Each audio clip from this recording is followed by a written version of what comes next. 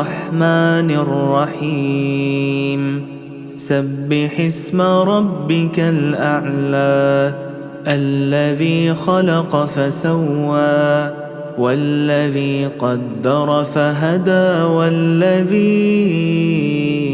أخرج المرعى فجعله غثاء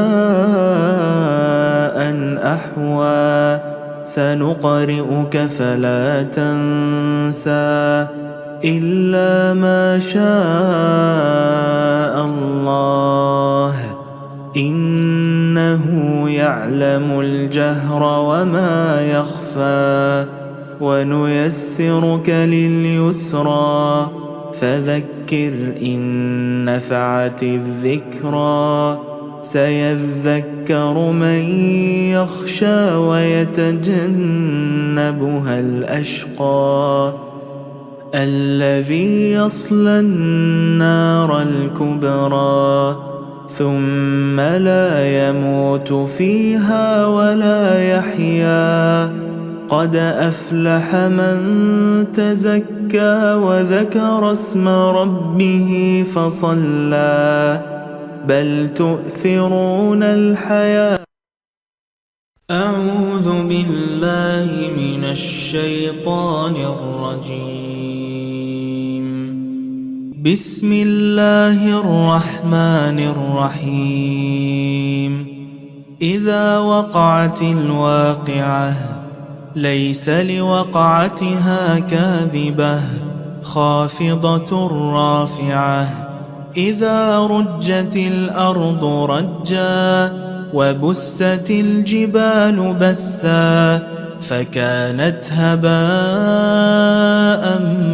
منبثا وكنتم أزواجا ثلاثة فأصحاب الميمنة ما أصحاب الميمنة وأصحاب المشأمة ما أصحاب المشأمة والسابقون السابقون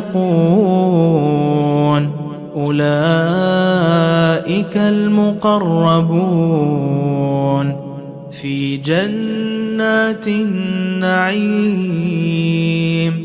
ثلة من الأولين وقليل من الآخرين على سرر موضونة متكئين عليها متقابلين يطوف عليهم ولدان مخلدون بأكواب وأباريق وكأس من معين لا يصدعون عنها ولا ينزفون وفاكهة مما يتخيرون ولحم طير مما يشتهون وحور عين كأمثال اللؤلؤ المكنون جزاء بما كانوا يعملون لا يسمعون فيها لغوا ولا تأثيما إلا قيلا سلاما سلاما وأصحاب اليمين ما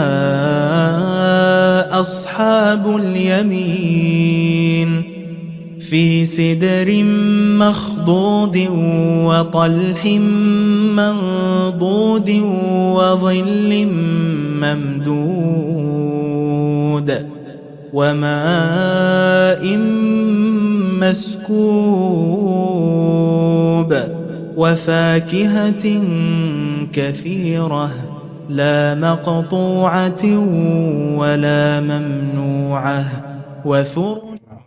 If you could please recite another salawat for Brother Ali Hamdani as he comes to recite Quran. Sallu ala Muhammad wa ali Muhammad.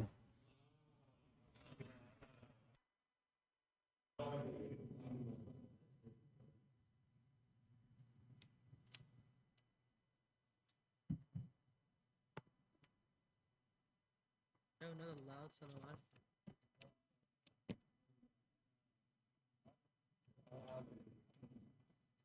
أعوذ بالله من الشيطان الرجيم. بسم الله الرحمن الرحيم. ألف لام ميم. ذلك الكتاب لا ريب فيه هدى للمتقين الذين يؤمنون بالغيب ويقيمون الصلاة ومما رزقناهم ينفقون والذين يؤمنون بما أنزل إليك وما أنزل من قبلك وبالآخرة هم يوقنون أولئك على هدى من ربهم وأولئك هم المفلحون.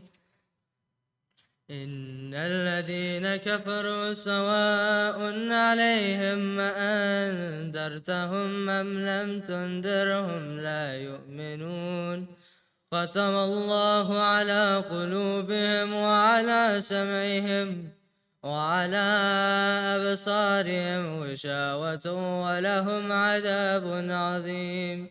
ومن الناس من يقول آمنا بالله وباليوم الآخر وما هم بمؤمنين يخادعون الله والذين آمنوا وما يخدعون إلا أنفسهم وما يشعرون في قلوبهم مرض فزادهم الله مرضا ولهم عذاب أليم بما كانوا يكذبون.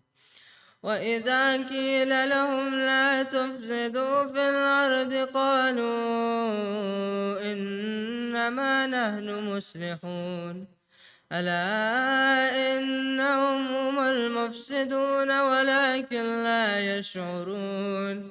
وإذا قيل لهم آمنوا كما آمن الناس قالوا ونؤمن كما آمن السفهاء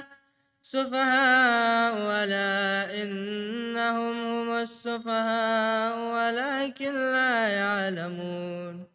وإذا لقوا الذين آمنوا قالوا آمنا وإذا خلوا إلى شياطينهم قالوا إنا معكم إنما نحن مستهزئون الله يستهزئ بهم ويمدهم في طغيانهم يعمهون. أولئك الذين اشتروا الضلالة بالهدى فما ربحت تجارتهم وما كانوا مهتدين. مثلهم كمثل الذي استوقد نارا فلما أضاءت ما حوله ذهب الله بنورهم وتركهم في ظلمات لا يبصرون صم بكم عمي فهم لا يرجعون أو كسيف من السماء في ظلمات ورعد وبرق يجعلون أصابعهم في آذانهم من الصواعق حذر الموت والله محيط بالكافرين. يكاد البرق يخطف أبصارهم كلما أضاء لهم مشوا فيه وإذا أظلم عليهم قاموا ولو شاء الله لذهب بسمعهم وأبصارهم إن الله على كل شيء قدير. يا أيها الناس اعبدوا ربكم الذي خلقكم والذين من قبلكم لعلكم تتقون الذي جعل لكم الأرض فراشا والسماء بناء وأنزل من السماء ماء فأخرج به من الثمرات رزقا لكم فلا تجعلوا لله أندادا وأنتم تعلمون. وإن كنتم في ريب مما نزلنا على عبدنا فأتوا بسورة من مثله وادعوا شهداءكم من دون الله إن كنتم صادقين فإن لم تفعلوا ولن تفعلوا فاتقوا النار التي وقودها الناس والحجارة أعدت للكافرين صدق الله العلي العظيم صلوا على محمد وآل محمد.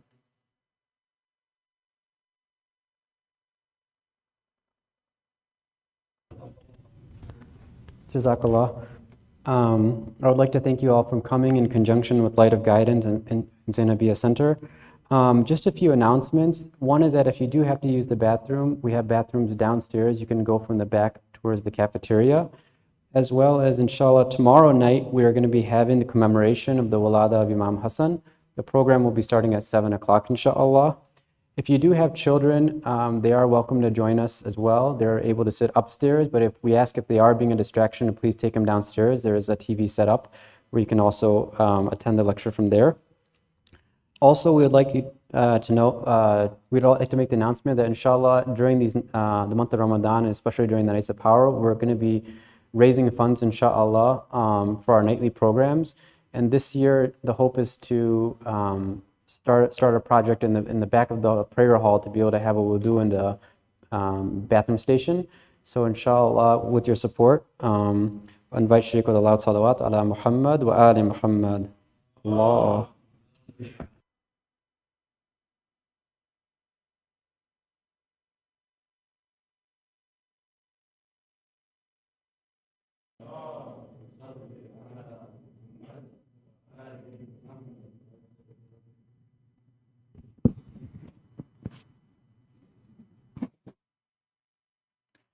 أعوذ بالله من الشيطان الرجيم بسم الله الرحمن الرحيم الحمد لله رب العالمين والصلاة والسلام على سيدنا ومولانا أبي القاسم المصطفى محمد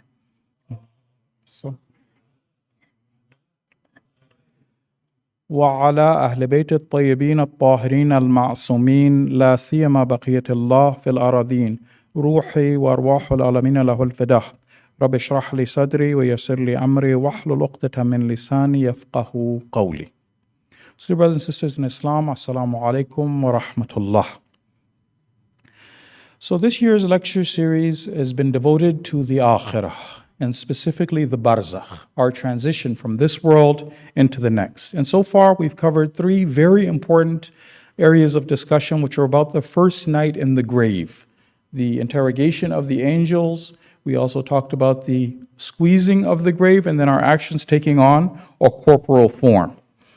Today, if Allah gives tawfiq, I'd like to begin the discussion on the life in the grave after those three very, very important events. But before I do that, there are some important reminders. The first of them is this. The idea of having this discussion is in order for, first of all, for myself, but also for you all, to use it as a reminder to take advantage of now, to use this time while we're still here. The way that the Ahlul Bayt have trained us, the method of tarbiyah of the Ahlul Bayt, is to tell us about these different things, what happens, the next life, make it very real for us, but the idea being that we would then take advantage of the time that we have right here on the earth. They said once our Prophet was walking. He was with a group of his companions, and off in the distance, he saw that there were some people. The Prophet asked, he said, "What are they doing?" Those people off in the distance.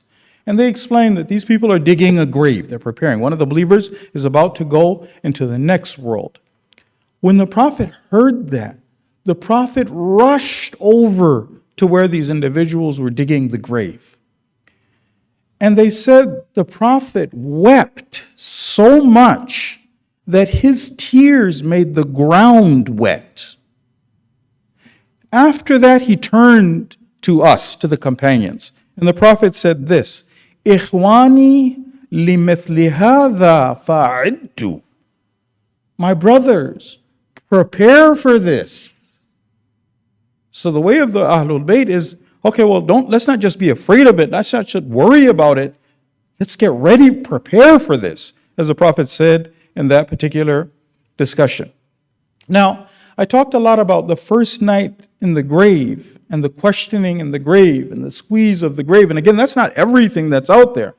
But those three major things we kind of covered. But the idea would be that you and I, when we hear about these things, instead of just being terrified of it, hearing that these things are there. We mentioned some of the hadith, how rare it is for some of the mu'mineen to escape the squeezing in the grave. The idea is, why not, while we're still here, do some things that allow us to make this a pleasant experience? Wa alaikum assalam. Why not make it a wonderful experience? There are some people, when they go to the next life, it's not going to be horrible for them. There are certain things that we've been told to do. Instructions from the Ahlul Bayt. So the idea with having this discussion is looking for solutions. And this is possible. I just want to make sure that we believe that it doesn't have to be the case that the first night in the grave is the worst night of our lives. There were certain instructions that Ayatollah Tahriri, may Allah protect him, and all of our righteous ulama, instructions about the month of Rajab. There's a dua, a line of a dua that I want to mention for the month of Rajab. One of the things that's over there, but it lets us know that this is a reality. Because there are some people, and I'm going to mention inshallah the line of the dua, but for them, Nakir and Munkar are Bashir and Mubashir. The names of the angels, they've given good tidings over there. Bashir and Mubashir. They're telling, and I mentioned some of these details before, they come in a very beautiful form. They're encouraging, they pray for the believer. It's a wonderful experience. The dua that we recite in the month of Rajab, one line of it is this. We're asking Allah, Wa amitni masroora. Oh Allah, cause me to die joyful. Die happy. Cause me to die joyful. وَتَوَلَّ أَنْتَ نَجَاتِي مِن مُصَائِلَةِ الْبَرْزَخِ. Oh Allah, I ask you personally, you handle my salvation from the interrogation in the barzakh. The dua continues, وَادْرَ عَنِّي مُنْكَرًا وَنَكِيرًا. Ward off munkar and nakir from me. وَأَرِعَيْنِي مُبَشِّرًا وَبَشِيرًا. Allow me to see Mubashir and Bashir. So the idea of the mu'min is the proactive approach. What can I do to experience Allah's best here, and then after that, in the next world? And there are things, yes, 100%, there are things that we can do to, inshallah, experience Allah's best. Salawat, please. Allahumma salli ala Muhammad. So our first question, before we get into a little bit about the actual life and the hereafter, are what are some things that we can do to avoid the squeeze of the grave entirely? I have to add this, though, as a little bit of an explanation, because I explained two ahadith that were almost seeming contradictory to one another. One of them, and in other hadith it says, because it's so rare, it says this, it says, إِنَّهُ لَيْسَ مِن مُؤْمِنٍ إِلَّا وَلَهُ ضَمَّةٌ. There is no mu'min, it's one hadith, except that the person gets a bit of the squeeze of the grave. In some of the ahadith it says that it's rare for the mu'min to be able to escape without getting anything in the grave. But then on the other side, you have a hadith that tell us that no, some people do escape. The guy says, well, I asked Imam Sadiq, I said, well, the things that you just discussed, those are wonderful, but what about the idea of the squeezing in the grave? And so the Imam said, Hayhat, ma ala al-mu'minina minha shay'un, wallah. The believers don't have any of that. The true believers don't have any of that. So what are some of our scholars, some of the researchers have said about this in particular, is that if the believer gets a squeeze in the grave, it's not the wrath of Allah subhanahu wa ta'ala. It won't be like, there's some people, the verses of the Quran that describe the enemies of Allah, the kuffar, when Allah takes their soul, what the angels do, the beating of the angels, what the angels are doing, there are some people who are getting that. So they said either it's that they won't get that harsh squeeze. If they do get it, maybe for some of the believers it'll be a kafara for their dhunub. It'll be that the believer didn't do enough. They didn't take those practical steps. And you and I want to have those conversations about the practical steps. They didn't take those practical steps. Allah in His kindness, He doesn't want that person to suffer in Jahannam. So they'll get kathara for the sins by the squeeze in the grave. But what we want to try and do is talk about solutions. Let's do some things so that we don't experience it at all. Not kafara of the dhunub, not a little bit, just let's see if we can fix it, because there's some solutions. Because remember, brothers and sisters, and we covered this already, Islam teaches us that there's nothing that we face on the other side but what we've done here. It's not that Allah is waiting to punish people. No, we're doing it to ourselves. So we could stop doing that and we don't have to face that. The ayat of Quran is this, Surah 18, verse number 49. وَوَجَدُوا مَا عَمِلُوا حَاضِرًا. They find the things they did to be present. The sins they committed or the good deeds. Fasting in the month of Ramadan. What is that going to be like in the Qabr? We talked about how these things take on a form. Each one of those forms would ward off danger for us. One of them was our siyam. We're fasting and we could be doing anything, but we're choosing Allah. We're fasting. What does that do for us? Right? They find that which they've done to be present. وَلَا يَظْلِمُ رَبُّكَ أَحَدًا. Allah doesn't do dhulm to anybody. Your Lord doesn't mistreat. He's not mean. So, for us, when we're looking for solutions, and I'm going to try and go over some specific solutions, but there's some general principles that you and I are supposed to be observing. The first one, of course, is just doing the wajibat. The idea, any type of Islamic spirituality that's mentioned, what do we get when we ask our urata? The first thing, do the wajibat. First thing is correct beliefs. Those beliefs that you have in the Ahlul Bayt. That's even above your actions. Your belief first.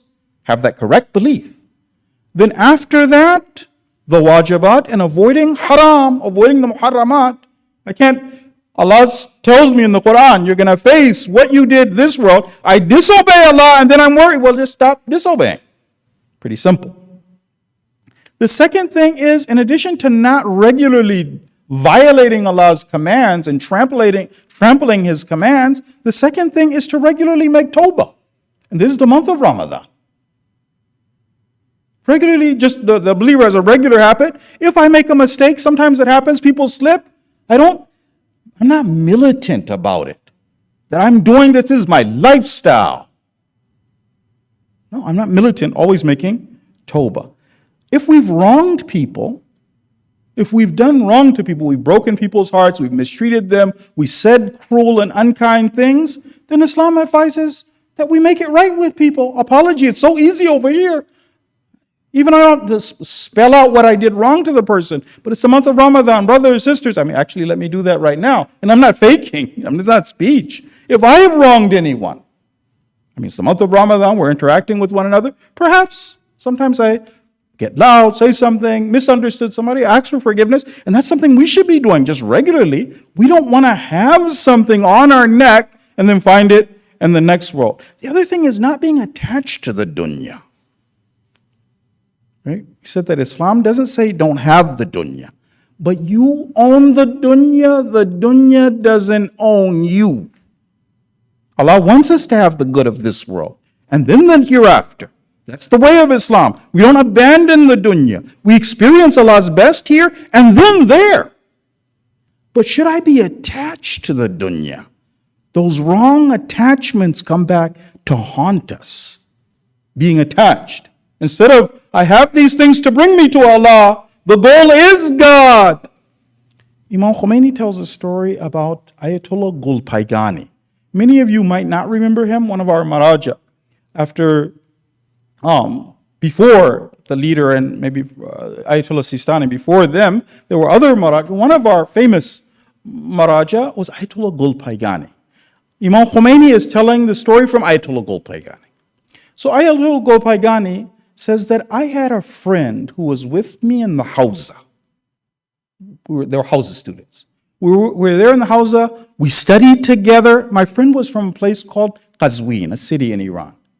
We studied together. We did mubahatha together. We were close. He says, after a while, my friend ended up leaving. Maybe his studies ended. He went back to his city. Ayatollah Gulpaygani continued, but they kept in touch. They'd write letters on occasion. They kept in touch. He said, then I got word that my friend wasn't doing so well. Actually, he's very sick. He's on his deathbed. So Ayatollah Gulpaygani rushed to go to Qazwin to see his friend. And he said, what was so strange was this former Hausa student. When I came to see him and he's on his deathbed, but what had the attachment to the dunya done for him? He said he was saying kufr. What the man said was that no one oppressed me like God. He was angry at Allah. Instead of Allah, we always keep repeating, God is good. He's on my side. Even if there's some balaya, some difficulty that I face, that's good for me. Allah's kind to me. But he was so attached. He was like, no one was as mean to me as God is. Telling this to Ayatollah Gulpaygani. He says, I have small children.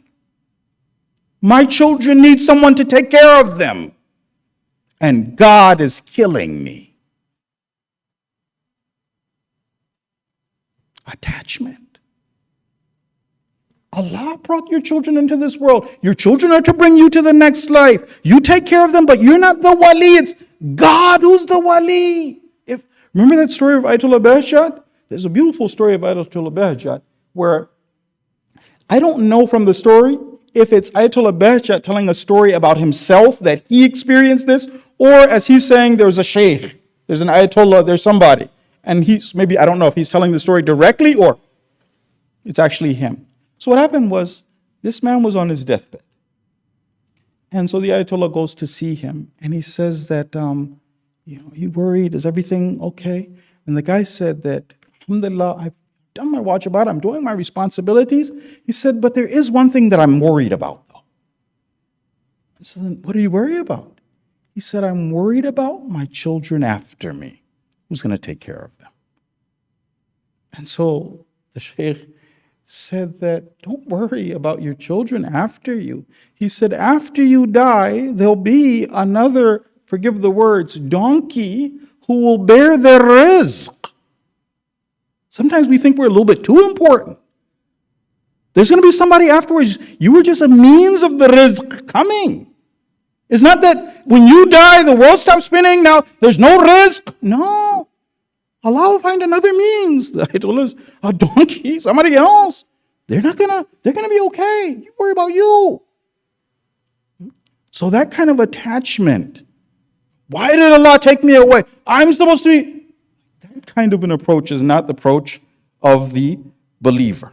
So what we did was we talked about a few sins. And I mentioned some of these we're talking about solutions now. What are those things to avoid? We learned the general principle, let's stay away from haram. Let's do our wajibat. No pet sins. Not being attached, working on ourselves. Those are general things. But then the Ahlul Bayt have told us that there are some things that lead to, out of not just the general sins, there's some things the Ahlul Bayt have warned us about doing. And some of them we've covered already. So in addition to those things, trying to avoid backbiting, ghiba, one. Israf, wasting blessings that Allah has given us just extravagantly.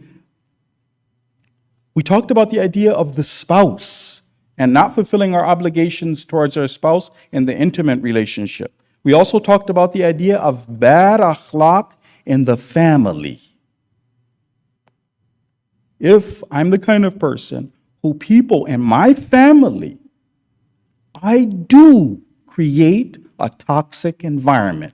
People walk around on eggshells around me because I mistreat them. We talked about that. We also talked about the idea of taking prayer lightly. If you remember, it was Sayyidah Fatima was asking, what happens to the person who takes prayer lightly? Not the person who abandons prayer, the person who takes prayer lightly. We talked about that as well. And then we talked about the idea that not giving importance to tahara and najasa, not waswas, because that's a sin, not waswas, but just I don't care about it. That's not important. Well, that does have. Now, there's another one, though, that's mentioned. We need to be really careful about that. It's again one of the major sins, and it's a sin called namima. Namima. It's a major sin. The Prophet, in this particular hadith, he says, Ala unabbi'ukum bishirarikum. Should I not tell you who the worst of you are? Rasulullah says. And the companions said, Qalu bala. Of course, Ya Rasulullah, who are the worst of the people? And he said this, Al-masha'una bin namima, al-mufarriquna bain al-ahibba. Those people who commit the sin of namima.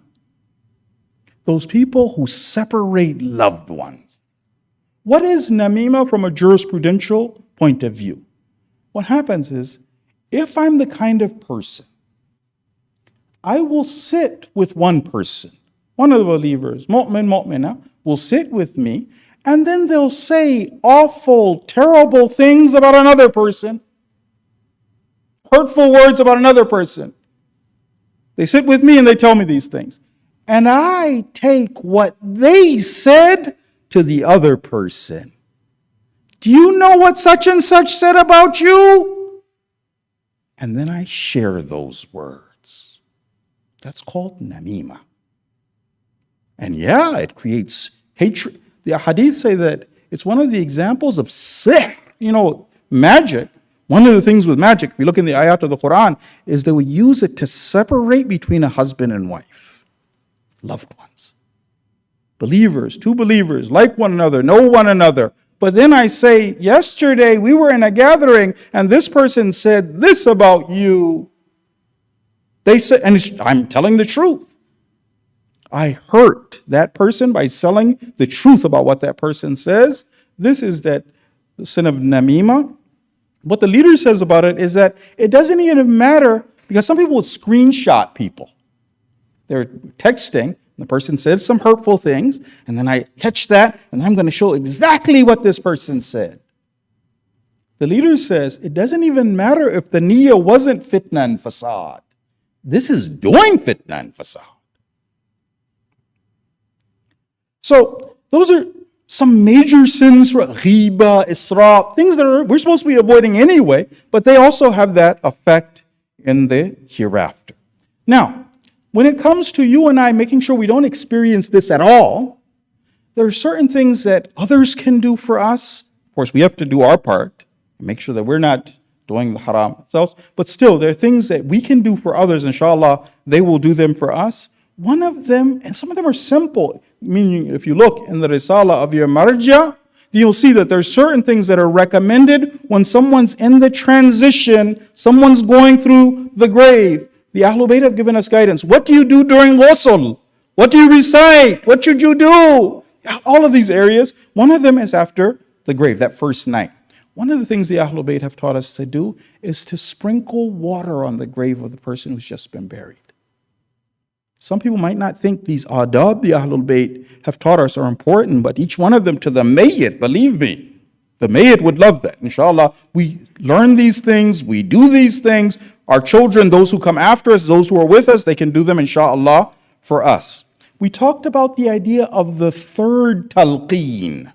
After everybody goes, it's mentioned in the hadith that some people should stay behind. The Imam says some of their relatives stay behind and then in a loud voice do the third talqeen. Because we have different talqeens that we do for the mayyit. Maybe you've seen, remember, inshallah, Allah have mercy on our dear brother Yusuf Shami. Maybe some of you have seen this, where we actually go, we shake the mayyit. We're talking to the mayyit. We're telling the person not to be afraid. This is what you say, right? Those things. The third talqeen, though, we're told, if we do that, then nakir and munkar, they say, well, let's go this person. It says, insaraf bina an hadha faqad luqina hujjata. This person's been given their hujjah. And of course, having 40 people is good to be amongst mu'mineen, to have friends, have 40 people who will go over and say that, oh Allah, we don't know anything but good for this person. Oh Allah, forgive this person. If we can have people do that for us, Allah promises, I know things that you don't know. But because you said that, 40 of the mu'mineen go over and say that we don't know anything but good, then Allah will forgive that person. Another thing that's mentioned in the hadith, again, these things are simple, is to place 2 fresh green branches, like 2 sticks, but fresh green ones mentioned, and to put that in the grave along with the mayyit. Some of the scholars, like Ayatollah Bashar, say put it under the underarm of the mayyit. Put it in the grave with the mayyit. Once someone asked Imam Baqir alayhi salam, they said, why do we do that? Why should we put those pieces of wood with the mayyit? The Imam responded in this way, يَتَجَافَى عَنْهُ الْعَذَابِ. The adhab of the qabr, they'll be removed. He says, يَتَجَافَى عَنْهُ الْعَذَابِ وَالْحِسَابِ مَا دَامَ الْعُودِ رَتْبًا. As long as those sticks are still fresh, they're not dry yet, then there's no adhab and no hisab for this person. No questioning. And the Imam continues in the hadith, Al-adhab kulluhu fi yawmin wahid. This whole story of the interrogation of the angels, that all takes place in one day. Fi sa'atin wahida. It takes place at one moment. What time? The Imam says this, the amount that it takes for them to make the mayyit enter the grave and the people to leave. That's when it begins. So that's a short period of time. If this can be done by the person before, then the person can be safe. Now, you and I, one of the things we say when we're people who are proactive is we never want to leave things for others. Right now, when we remember Hajj Yusuf, and please, just for his sake, and for all your marhumin and marhuman, let's recite 1 salawat. Allahumma salli ala Muhammad wa ali Muhammad wa ajil farajahum. Now, what happens is, you and I never want to leave things for others. What are things we can do? I want to mention 3 of the things we can do, in particular, promises of the Ahlul Bayt, and you and I can count on these promises. We stay away from the haram, we do our responsibility, we count on these promises of the Ahlul Bayt. One of them is simple, making prayer properly. The man in the hadith says this, he says that I was in the presence of Imam Baqir. We were in a house in Medina. And the Imam, he said, without us asking, sometimes we would ask the Imam questions. We tell the Imam, what about this? What about that? He said, the Imam spoke to us. The Imam said, Man atamma ruku'ahu. The person who, when they're making ruku', they do it properly. Lam tadkhulhu wahshatun fil qabr. This person won't experience any of the horrors of the grave. Some people, when they're making salat, because they're not paying attention, they'll go down, they'll go up. You can tell the person's, they're not paying attention to it. They're not making their salat carefully, properly. What the scholars say is not only ruku' was mentioned, sujood is the same thing. Making the prayer properly, giving importance to the prayer, doing it right. The Imam promises those people who do that, then they won't have the horror in the grave. Another one that's mentioned is, inshallah, on our spiritual journey, performing Salatul Layl. Imam Rida alayhi salam has delivered this promise. He says that whoever can make the Salatul Layl, even we might make a simple, quick Salatul Layl, but Salatul Layl, He says, and then in the qunut, we ask Allah for forgiveness 70 times. He says, this person, ujira min adhab al-qabr. The person who does this, they offer the Salatul Layl, they ask Allah for forgiveness 70 times, this person also won't face the adhab of the qabr. Now there's two other ones. One of them is particular for women. It's something that women can do to avoid the adhab of the qabr. And then there's one that's just general for all of us. As you know, in Islam, and inshallah we'll get a little bit more of this, the station of the shuhada is something that's uncomparable to regular mu'mineen. There'll be several times, inshallah we'll go over some of the verses of the Quran, where the station of what the scholars tell us is that the shuhada are too lofty to be questioned in the grave. The Prophet, in one hadith, he says this. It was asked of the Prophet. The people asked, they say, why is it that everybody else is getting adhab they're questioning, being questioned, but the shaheed doesn't? Ma balu shaheed la yuftan fi qabrih. Why is it the shaheed, he doesn't have this torment in the grave, he doesn't have nakir munkar. The rest of us, we are going through these different things. And the Prophet responded in this way, kafa bil bariqati fawqa ra'sihi fitnatan. That flash of the swords over that person's head, as that person was facing the enemies of Allah, that's enough of a test. None of the malaika have to say, man rabbuk. This person put their life on the line for Islam. I believe, everything I'm doing says I believe in Allah. They don't have to be questioned. The scholar who mainly I'm benefiting from in this particular lecture series, he was explaining a story about one of our shuhada. And he said the story goes like this. The person who's telling the story, alhamdulillah, he was still living at that time. And he made it after a long jihad. The person who's telling this story, he's one of those living shuhada. He lost both of his eyes in the ways of Allah. He lost his hands in the way of Allah subhanahu wa ta'ala. But this is earlier for that person. Earlier, and he's telling a story. He says that my friend and I, we were fighting the enemies of Allah, and we were completely surrounded. We're surrounded. There's tanks that are rolling towards us. And the decision was made that the person who's telling the story would help load the RPG for the friend. The friend would fire the RPG. My friend was already wounded at this stage. He said, but we made the decision to go wait till the tanks are right up on us and then to fire the RPG because we don't have so many rockets left.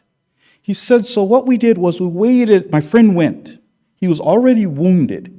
And he knelt down on the ground, waited till the tank was right up on him, and then he fired his rocket and he missed. But he was so wounded already. Prior to that, he was so wounded, he wasn't able to escape, and the tank went right over my friend. He said, I saw with my own eyes the flesh of my friend as the treads of the tank were rolling over him, the bits of the flesh of my friend flying in the air. He says, I ran over to my friend. I picked my friend up. He said he was just a torso at that time. He was so light, he says. And he said, when I picked him up, he was whispering to Allah. So I heard his last breaths, his last words were just telling Allah, oh Allah, are you pleased with me? So someone like that, they've already had the fitna in the grave. They don't have to do anything extra. Those people, the shuhada, this is only one of the stages where the shuhada are simply better than the rest of the mu'mineen. Reminds me of something recent that I heard from Shaheed Qasim Soleimani. So there was one of our shuhada from Lebanon, named Dhul Fiqar. And he had told Shaheed Qasim Soleimani something that we used to make the Shaheed cry, Shaheed Qasim Soleimani. What he had told Shaheed Qasim Soleimani was that he knew that he was going to become Shaheed. And he told his mother, but he didn't tell her the whole story. He did tell it to Shaheed Qasim Soleimani. He said, what happened was Imam Hussein told me that I will be killed and I'll have my head cut off just like Imam Hussein will have his head cut off. He said, but the Imam said, but don't worry, you're not going to be in any pain when that happens. You will be in my embrace when it happens.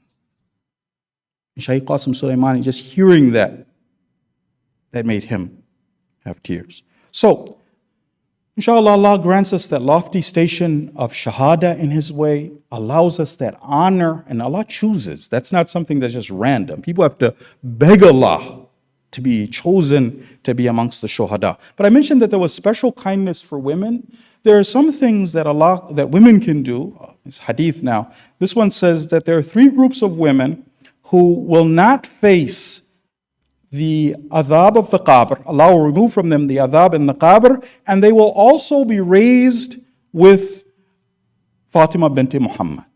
Right? So there's 3 groups of women who will be raised with Lady Fatima. In addition to that, they won't face the adhab of the qabr. Who are these 3 women? These 3 groups. One of them are a woman who sabarat ala ghayrati zawjiha. In Islam, for Muslim men, we're supposed to have a ghayra. Muslim sisters are not supposed to have ghayra. But we're supposed to have ghayra over our wives. Protective jealousy. Not to assume bad about our wives. Amir al-Mu'mineen warns us about that. But we are supposed to have protective jealousy. For the wife to be patient when her husband is trying to have that protective jealousy. Sometimes he gets it right, sometimes he gets it wrong. A woman is patient with that, then she is one of these 3. Who else? Another one is a woman who, unfortunately, her husband is someone who does have bad akhlaq. His akhlaq is not exemplary. He does create a toxic environment in the home, but the wife practices proactive patience.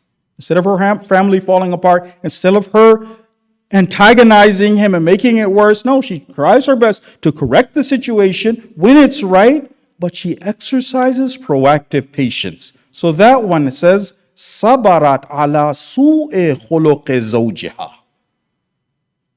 She has that challenge, but she does her responsibility. The other one is imra'atun wahabat sidaqaha li zawjiha. There's some women who give, after they've already made the agreement, they've made the marriage, they decided on a dowry, the wife willingly, because that's wajib, that has to be paid, that's her property. The wife gives her dowry to her husband. If a woman does that, actually any of these 3, these people, يُعْطِي Allah ta'ala لِكُلِّ واحدة منهما ثواب ألف شهيد. Each one of these groups will be given the reward of 1,000 shaheed.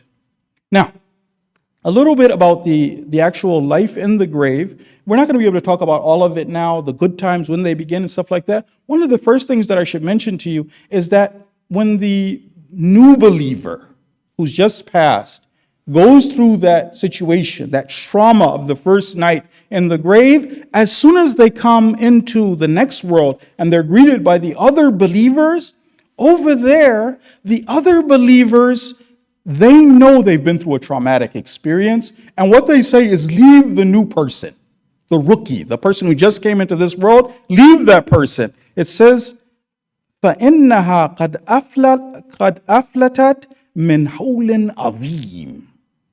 That person has escaped from a terrible horror. After that, then they start asking some questions. But this is what it says. So, إِنَّ الْأَرْوَاحِ فِي صِفَةِ الْأَجْسَادِ فِي شَجَرَةٍ فِي الْجَنَّةِ. This is talking about the barzakh. So the believers, they're in that paradise. I'm going to talk a little bit about that paradise that inshallah we'll experience in the next life. They're over there in that garden, enjoying in that paradise over there. Ta'arafu wa tasa'alu. They're asking one another questions. How are you? What's going on? And then after that, the new soul comes. They tell the new soul that. After that, ثُمَّ يَسْأَلُونَهَا مَا فَعَلَ فُلَانٌ وَمَا فَعَلَ فُلَانٌ. They start asking about the living. After the person has recovered, now they're able to talk, they're able to have a conversation.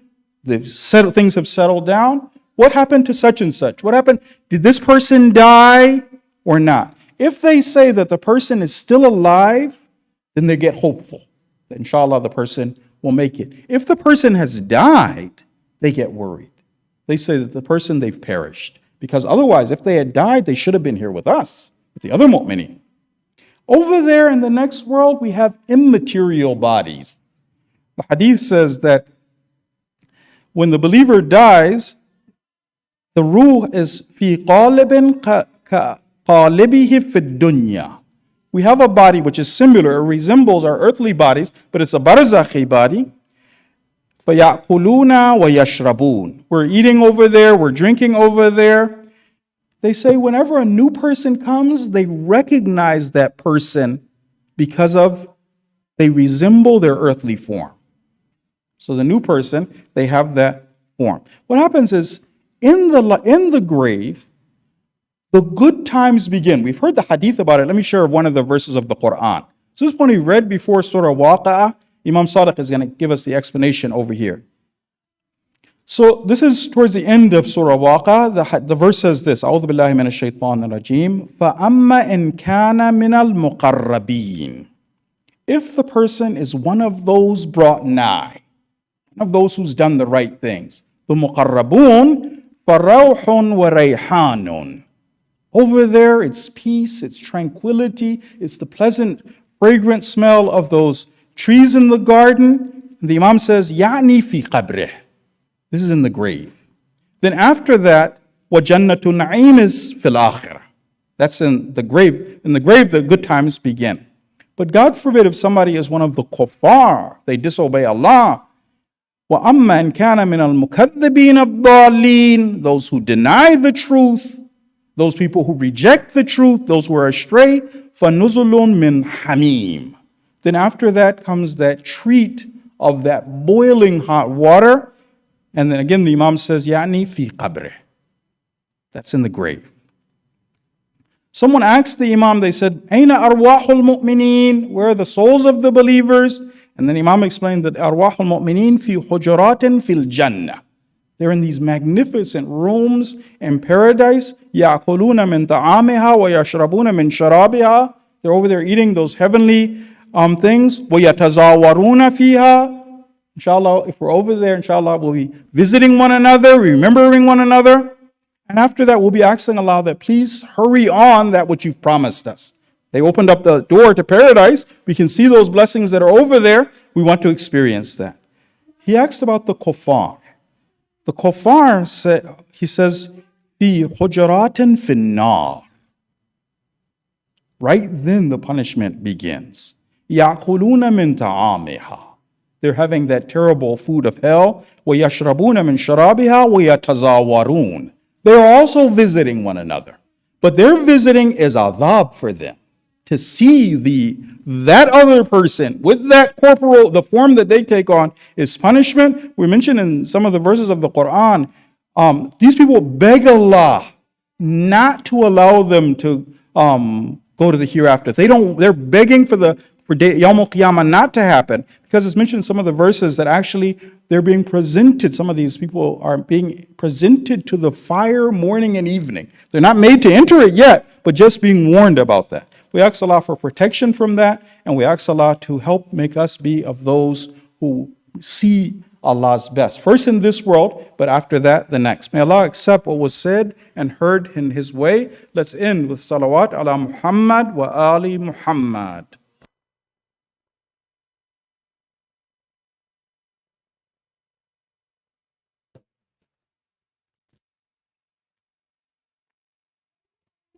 Sallu ala Muhammad wa ali Muhammad. Jazakallah again, Sheikh. Inshallah, we'll see you guys tomorrow night at 7 p.m. And for future programs, we do have a WhatsApp group, so if you're interested, please let us know and we can add you to it. Inshallah, we'll have more announcements about the Nights of Power, inshallah, soon. Sallu ala Muhammad wa ali Muhammad. أعوذ بالله من الشيطان الرجيم. بسم الله الرحمن الرحيم. إذا وقعت الواقعة ليس لوقعتها كاذبة خافضة رافعة إذا رجت الأرض رجا وبست الجبال بسا فكانت هباء منبثا وكنتم أزواجا ثلاثة فأصحاب الميمنة ما أصحاب الميمنة وأصحاب المشأمة ما أصحاب المشأمة والسابقون السابقون أولئك المقربون في جنات النعيم ثلة من الأولين وقليل من الآخرين على سرر موضونة متكئين عليها متقابلين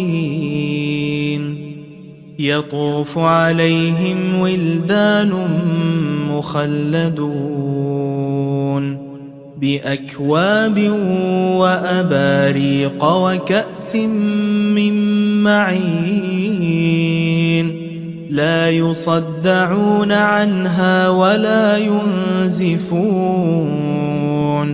وفاكهة مما يتخيرون ولحم طير مما يشتهون وحور عين كأمثال اللؤلؤ المكنون جزاء